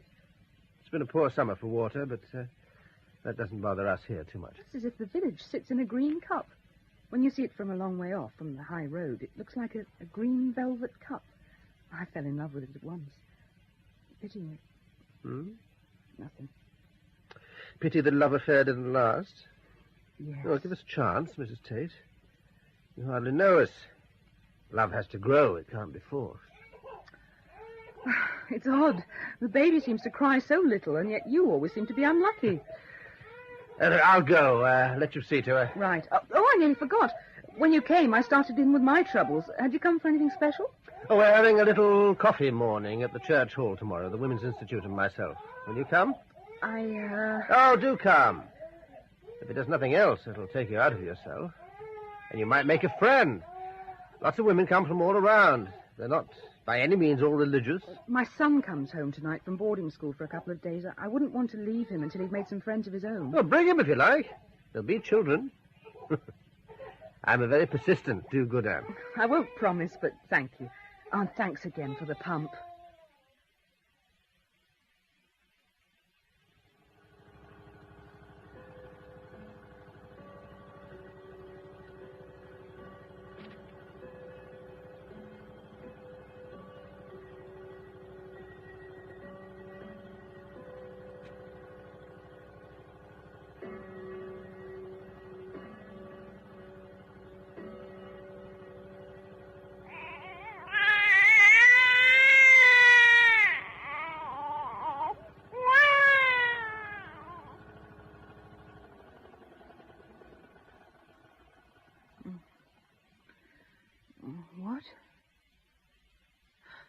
What? Morning, missus. Day's fine. Mr. Goad, the pump stopped working. What's that, missus? In the night, the pump stopped working. I heard it stop. Oh, 'ten never no mind, missus. Stop time to time, pump will. Leaves, bits of twig jammed back down by the pipe. Ain't never no mind. Soon be clear, soon be pumping. Oh, I have to go out later to the church coffee morning. I'll leave the kitchen door on the latch so you can make yourself some tea. Oh, thank you, missus. Yeah, go on up over the brow, Arthur. See how that pump stopped. Soon have her fixed and working. Thank you. Rowley, will you please get up? We're going out and I don't want to be late. Oh, damn. Damn. Rowley, get out of bed! What? Mr. Goad? Mr. Goad! Mr. Goad! There she is. What do you think? How can I tell? I've seen her twice in surgery. She seems very tightly held in. And I've read her notes. And the baby? What about the baby? Well, I'm not sure. But Mrs. Tate is not easy to know. I have a very funny feeling about Mrs. Tate, and I think you're quite right. Mrs. Tate, how lovely of you to make it. Why don't you park Sarah, isn't it? Why don't you leave Sarah in the pram park and come and have a cup of coffee with us? Hello, Mrs. Tate. How are you? How's the pump? Hello, both of you. Don't talk to me about pumps. Oh, pumps. Pumps? Hang on, I won't be a minute. Are they pumping? And there are two men come over from Taxbury to finish the job. I had to have a word with them for her. Goodwin was being difficult. Yeah, here we are. Now then, Mrs. Tate. Sorry about that. We have a selection of teas made fresh in the pot every 10 minutes. Earl Grey with oil of bergamot, Lapsang Souchong tasting of tarry twine, and various other delights. Right. This one? Thank you. Oh, right. Good. I thought you were bringing your son. He was press-ganged outside the hall, I'm pleased to say.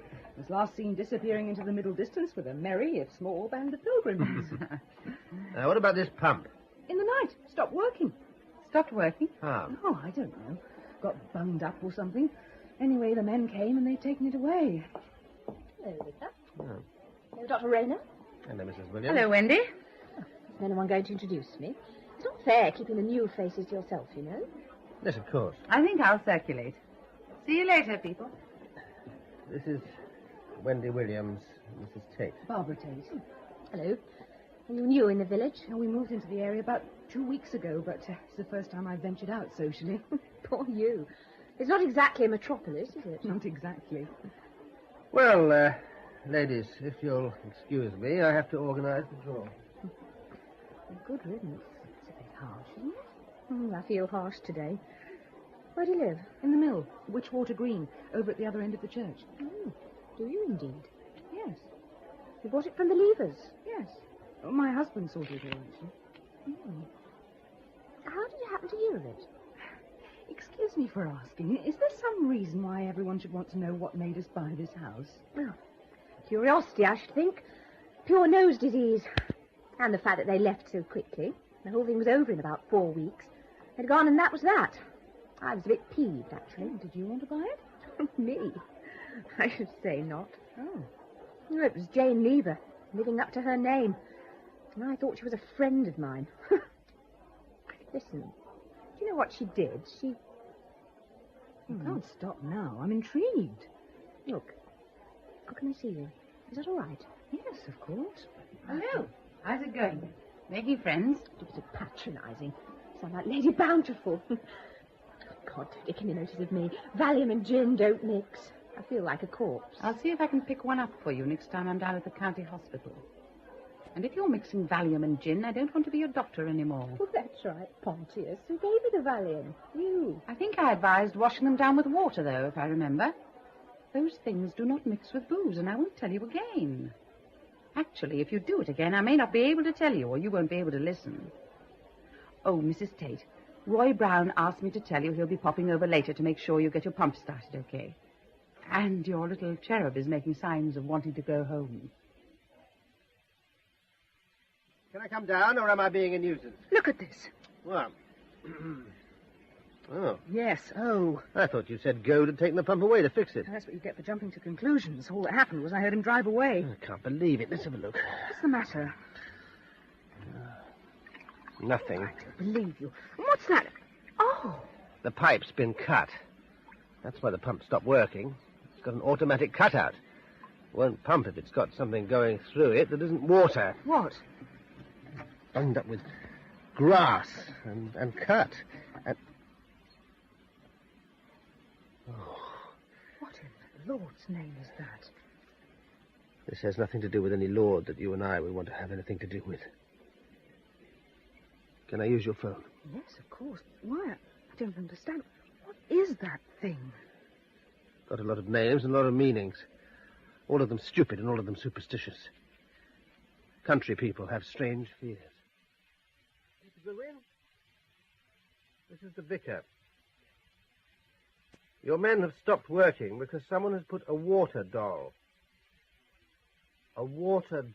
beside the pump at Witchwater Green. I won't have this, Mr. Goodwin.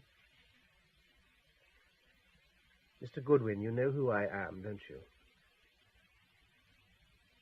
Yes. Now send your men back up here at 4 o'clock. I'll meet them here and we will sort this out. Thank you, Mr. Goodwin. I'll come back at 4 o'clock. And please. I won't talk to anyone about it. Especially not Wendy Williams, if you don't mind. Just a minute. Oh, hello. I was bored. Come in. Anyway, it's ages since I've been in here. And I'm nosy enough to want to know what you've been doing. What have you been doing with it? Nothing much yet. How do you find it, being next-door neighbours to Holy Joe? It's proved pretty useful so far. He got the workmen going. Well, he would. He's nosier than me, and with less excuse. Are you going to do much to the inside? Don't really know yet. We might. We'll sort it out when David gets back. Where's he gone? Middle East, high-powered property stuff. How long's he away for? Some time yet. He never knows how long he's going to be when he leaves.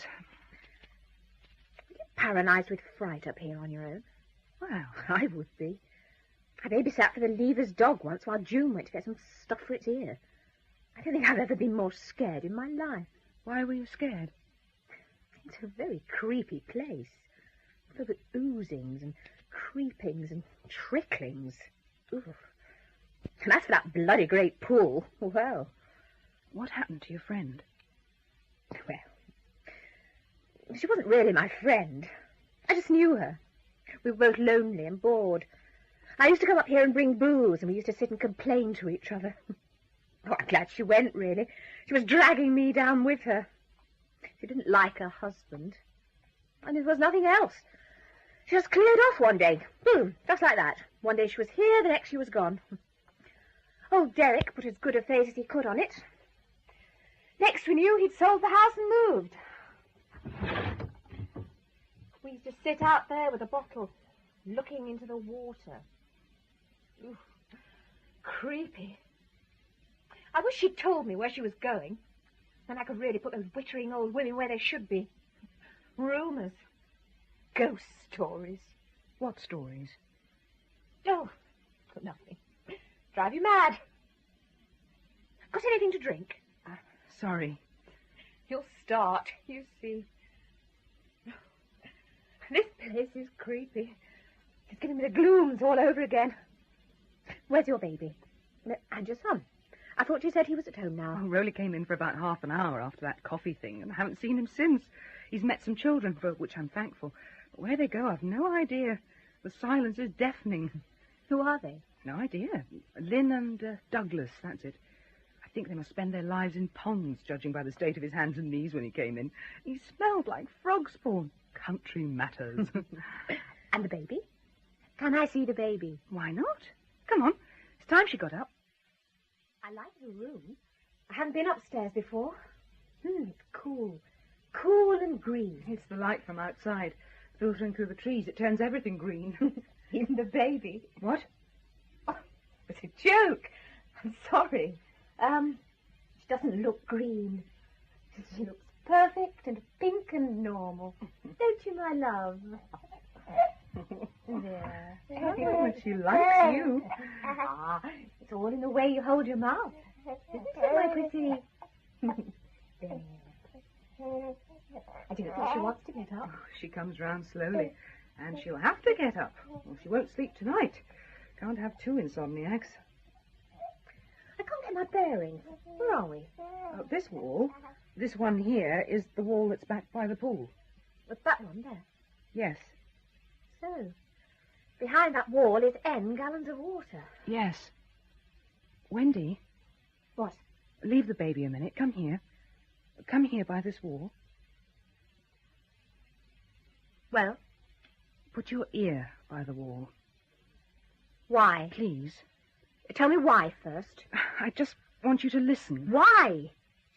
I just want to know if you can hear anything, that's all. Hear anything? What could I hear? It's a wall. Walls don't talk. Through the wall. Can you hear anything through the wall? It's that damn vicar, isn't it? What? This was his idea, wasn't it? He told you to do this, didn't he? Wendy! Well, you can just tell him it didn't work this time either. I can't imagine what you're talking about, but if it bothers you, then don't worry about it. Just leave it alone. It's not as simple as that. Hello, Mrs. Tate. You in? Just a minute. Listen to me. And I suppose this is a coincidence, too. At night, I come into this room. There is no noise anywhere in the house, but when I come in here, there is a very special and very specific noise. I just wanted to know if you could hear it, too, or if I was going mad, that's all. There is no plot between me and the vicar. I'm sorry if you thought there was, but there isn't. Mrs. Tate, are you in? What sort of noise? Now, Wendy, it's all right. I seem to have upset you. Believe me, that's the last thing I wanted to do. No, what sort of noise? Scratching. Slow, insistent scratching. Like... Like what? Mrs. Tate, you all right? I'm fine. Come in, Vicar. I won't be a minute. Like what? Like a fingernail on a wall. Are you sure Roy Brown hasn't put you up to this? Please tell me if he has. I won't be cross, I promise. I won't be cross. But I must know. Come on down. I'll prove he hasn't. Hello. I came in. So I see. Vicar. It's all right. I believe you. It's all right. No, it's not all right, Wendy. I'm getting very tired of people and mysteries and hints and illusions. I want to know, and the best way to find out is to ask. Is something the matter? I just asked Wendy something, and she reacted as if she'd been shot. Barbara, please don't. I asked her to put her ear to the wall and tell me if she heard anything. She said she practically shouted that you'd put me up to asking her. Please tell her I didn't do it because you asked me to. That's true. I didn't ask you to. Satisfied, Wendy? But I was going to. What? What do you mean? I want to know what? Mrs. Williams. Wendy. Do you mind if I tell her? What difference does it make? If you don't tell her while I'm here, you'll tell her behind my back. You told your friend, the quack. Can we sit down? Why not? I came across because I saw Mrs. Williams' car. I wanted to talk to you, to tell you something. I thought it might be a good idea to talk to the two of you together. Mrs. Williams is suffering from a guilt feeling. She's talked to me about it. And you are suffering from ghosties and ghoulies and things that go bump in the night. I hear things in the night. I do not imagine them. No, I'm sure you don't. But you listen for them and you expect them and you invest what are perfectly ordinary night noises with mystery and terror. A mouse becomes a ghostly scratch. A fish becomes something from the Black Lagoon. A smear of wet moss becomes a blob of primeval slime.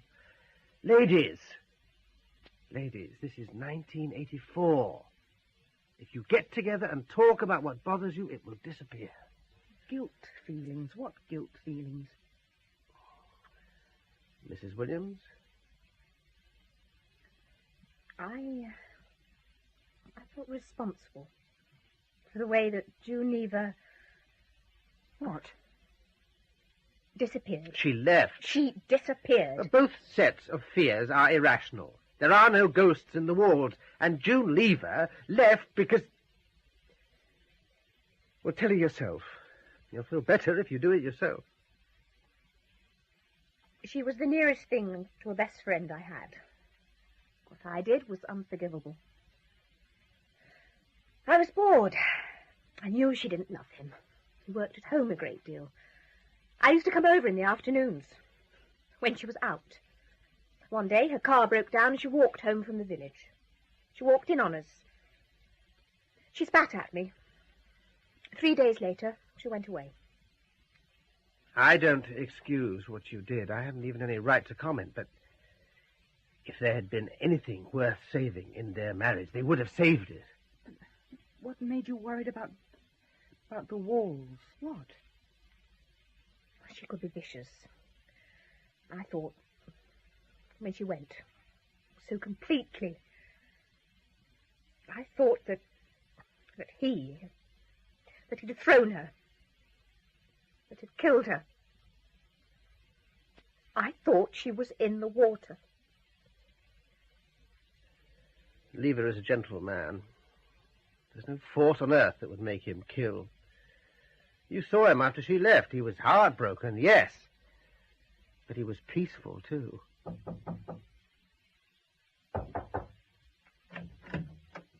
Oh, hello, Mr. Goad. You're early. Wouldn't mind getting started. Wouldn't mind getting finished, neither. The vicar's here. Oh, aye. Won't be no doubt there. Vicar will be here right enough. Will you come in? Better not, I shouldn't think. Covered in mud and all sorts. Vicar, it's Mr. Goad. Did Mr. Goodwin tell you what I told him? Well, I don't know, Vicar, do I? He told me to come up here, told me you'd give me the telling of what I should do. I told him I'd do what I could do. After that, well, you know the village better than me. I can start that pump, no question, and I can put that pipe in the water. Whether they both be there in the morning, well, you've got a better idea than me. Taxbury's where I live, but I got cousins in Felbury, and this is where my mother was raised. I'll start her, but I won't come back no more. You know what was on that pump. You seen what was in it. Will you excuse us a minute, Mrs. Tate? No. Beg your pardon? No. I want to know what's going on. Well, why do you want me to excuse you? Do you want to say something to Mr. Goad that would make him get on with what I'm paying him to do? Yes. Well, then, it would be nice if you would do just that. Oh, right. And then, if he decides he doesn't want to do it, he can tell me, and I can drive over to Wakeminster, and I can get a pump myself, and some instructions, and I can damn well drain the pool myself, because I'm getting sick to death of hints and allusions and sabotage. I think someone doesn't want that pool drained. Right enough, Mrs. Truest word been spoke here today. Well, I've been about any road. That's a harsh thing to say. It's not harsh. Not meant harsh, leastways. Can we walk over to the pumping area? Or not, as the case may be? Where are you going? Oh, you might as well come. I think we might be going to hear the legend of the water sprite. Well, go on, Mr. Goad. What's going on? Apparently somebody doesn't want the pool drained. I wouldn't mind knowing why. Oh, not that again. I thought you'd laid all that to rest, Vicar. What? The Lever's had all sorts of problems. Threatening letters and everything. Well, why didn't you tell me? I didn't get much chance, did I? You started about dragons in a skirting board, and he laid bare my... Oh, Oh, never mind. Go on, Mr. Goad. That's all right, John Goad. Village lives on water. You see how this village here stands cut down your green all round. You go 20 mile any way you like, north, south, east, or the other way. West? No, the other way, missus. That's what you'll hear folks say, the other way. You walk or ride as far as you feel inclined.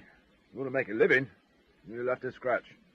And the rock will strike sparks off your road before you're 3 inches down.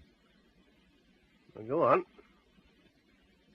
Well, these village men here in Felbury, they say this isn't no pool. And if the water runs out of here, then there soon won't be no village. Because if the water go, then the soil go. And if the soil go, well, then they'll have to farm scrub sheep and there won't be no living for nobody. And that's why no one wants this pump working. They say this pool here stretches down for a mile and nothing thrown in there ever comes out. So I'm going to start this here pump, missus. I'll set her running and then I'm going off away. And if the water's still coming out of here tomorrow, that's when you'll see me again. And if it's not, then you won't. There is the glimmer of reason in what they say. A deep pool of water can form its own microclimate and start the cycle of precipitation in an area like this. Or so I understand. I don't want to be rude. No, that means you're going to. Oh, go on, though. I can take it. I would be very obliged if you will not bolster ancient superstition with dubious semi-scientific fact. Ah. I may be an LLB, but my first degree included an element of geography, and I've never heard of a microclimate that was quite so micro as that. Well, drink, anyone. I didn't have any in the house. I was saving you from yourself. I thought you were an incipient plonky. Oh, no, you don't. Now I feel that if you are, it's your own business. Vicar? Call me Roy. When I get to know you better. Well, it was nice of you both to call. And thank you, Roy, for at least bringing Mr. Goad back again. Ah! Oh, my word. And I'll tell you something else. I'm not going to sleep tonight. I'm going to stay awake all night. If anyone switches that pump off, I'm going to know who it is. I have to stay up till dawn. Well, if you have any problems, ring me. 9033. Right. Are you off, Vicar? Well, yes, I suppose so. Cheerio, then. Right. Cheerio, ladies. Let me know if there's anything I can do, won't you? We will. Bye. Good riddance. Wendy, bye. I'll let you know if anything happens. You were a trifle pointed, weren't you? I was afraid he wasn't going to go. Listen, is Rowley going back tonight? I suppose so, if he ever comes in again. I'll have to get him cleaned up before I put him on the train.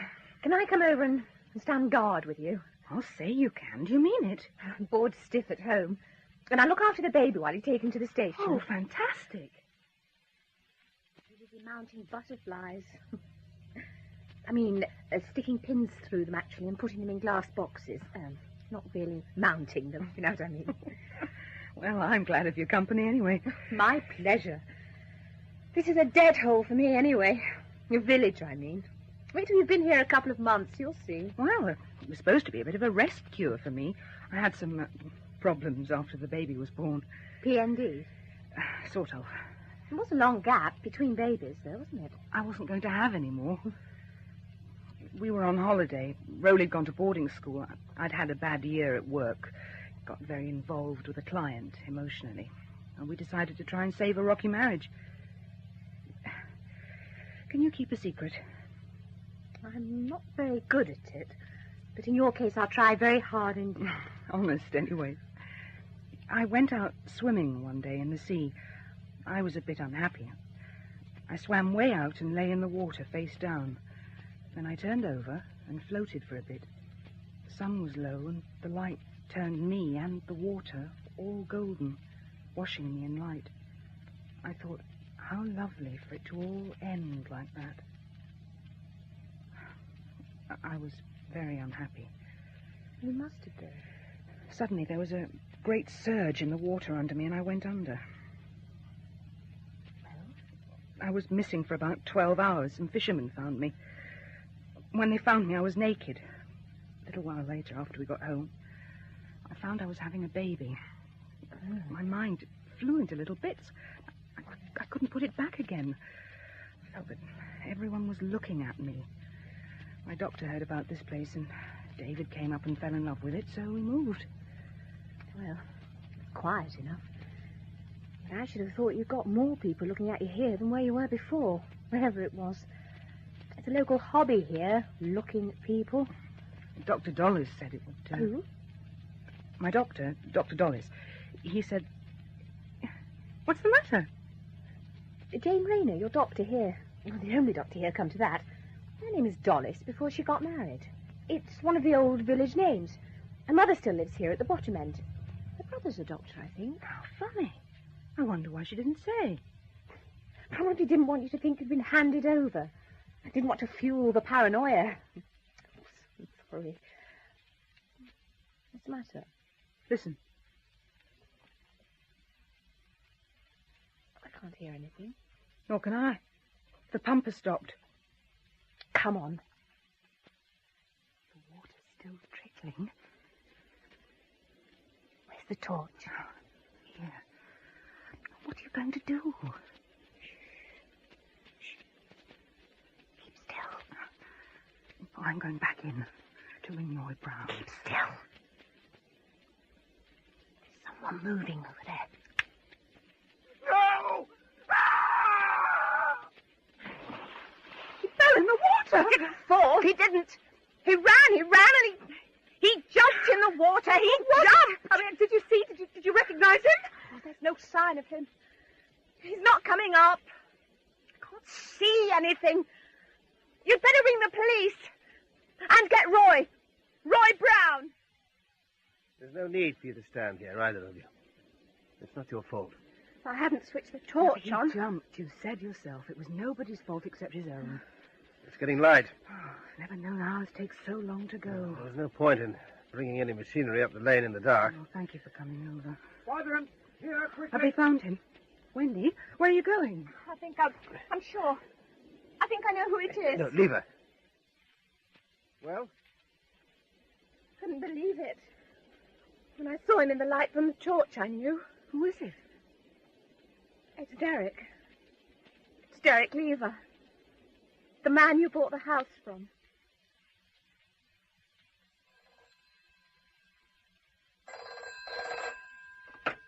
Hello?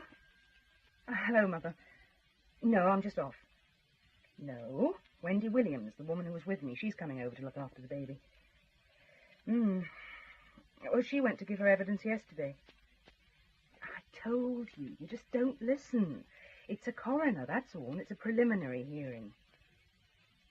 Must have been out of his mind, poor devil. I have to give evidence about some letters he wrote to David. He was trying to get us to sell the house back. Oh, David was trying to keep me from worrying, wasn't he? Yes, very kind. Just nearly drove me out of my wits with fright. The doctor's given me a tonic. I feel much better. Now, I can't stop to argue with you now, Mother. I'm late for the stand hearing, and God knows where Rowley's off to. Here's Wendy. Bye, Mother. Hello, hi. Look, the baby's asleep, and the Lord knows where Rowley is. Can I go? I'm late. You look very chirpy. What's that stuff they're giving you? Iron, I think, but I don't care. It could be anything, but it's keeping me alive. See you later. Bye. And don't give cheek to the coroner. He's got no sense of humour. That was quick. I haven't fed the baby yet. Hey, you've only been, 2 hours? Less than that. Is she awake? Well, she woke up early, so I asked Rowley to take her off for a walk with those unseen friends of his. Hey, listen. I've been reading this book. This really is weird. Absolutely shattered. Just a bit... Oh, sorry. What? Uneasy. I thought it was all over, but now... Is there any tea left? I just made it. Here. Now. What's happened? The whole thing's just been adjourned. It was so horrible. Here, sit down. Tell me. There was another witness, no one we'd heard of, from a psychic research society. Ouch. Oh, sorry, I left it there. What is it? Here. Oh, my book of names. I can't resist them. I'm the only person in the world with a name that isn't in any name book. It was invented by James Barry. Really? Oh, go on, anyway, about the what? This woman had had a letter some months ago. She'd been peddling it round all the police stations, but no one had been able to help till yesterday. It was from Derek Lever. Oh, Poor man. He was insane. In the letter he'd written, he was being instructed by voices to kill his wife. Voices? The guardians of the water. The woman from the pool. What?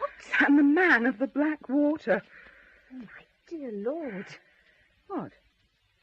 They've taken the baby. I let them. I've been looking at the names in the book. I looked them all up. Look, I looked up Lynn. Here. Of the pool? Yes, and Douglas. See? From the black water? Where are they? Down to the church. Rowley was talking about the font. He said he'd been meeting them there. He said they're very interested in water.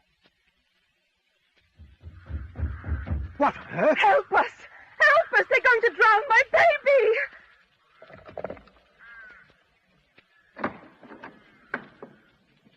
In the name of the true God, the one God, I command you to leave the child. I command you from the depths of my being and the bottom of my soul. I must confess, all I felt was silly. For 30 seconds, I thought my heart was going to stop. It's my fault. I know it wasn't funny at the time, but the looks on those kids' faces. I think they thought they were about to be struck down. Well, they might think twice, though, before they have any more mock christenings. Oh, there's your husband. Oh, come on, Wendy. Now's your chance to meet an international typhoon. Right. Reverend Roy. Dr. Jane. Well done. She seems easier. What have you given her? Peace of mind. I should have done it sooner. What? Modern sort of opium. Have you seen the baby properly?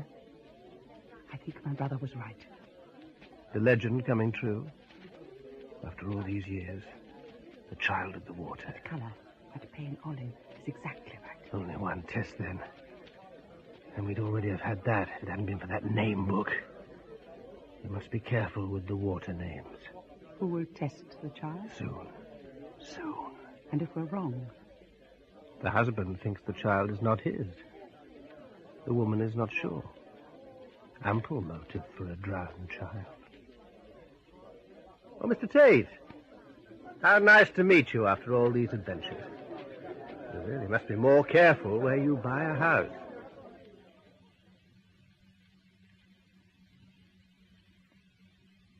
In Witchwater Green by Don Webb, Pam Ferris played Barbara Tate. Nigel Anthony was the Reverend Roy Brown, Kate Lee, Wendy Williams, Jenny Lee, Dr. Jane Rayner, and Brian Southwood, Johnny Goad. Witchwater Green was directed in Manchester by Tony Cliff.